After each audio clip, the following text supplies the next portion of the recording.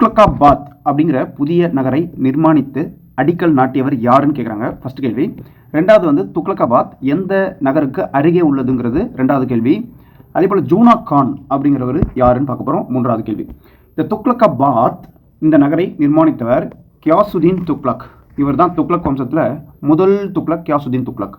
அவர் தான் வந்து துக்ளக்காபாத்னு சொல்லிட்டு ஒரு நகரை நிர்மாணிக்கிறாரு. அது எந்த நகருக்கு அருகே உள்ளதுன்னா டெல்லிக்கு அருகே உள்ளது. ஏன்னா இவங்கெல்லாம் டெல்லி சுல்தான் தானே, அதனால டெல்லிக்கு அருகே துக்ளக்காபாத்துங்கிற நகரம் இருக்கு.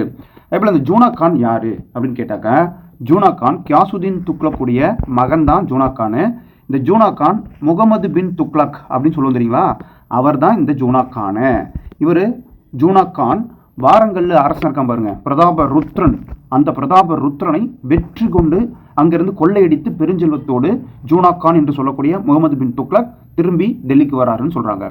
ஒரு இடத்துல நீங்க பிரதாப ருத்ரன் உடனே கஜபதி வம்சம் ஒடிசாவில் கேள்விப்பட்டிருப்பீங்க. அது கிருஷ்ணதேவராயருக்கு சமகாலத்தில் இருந்த ஒரு எதிரி.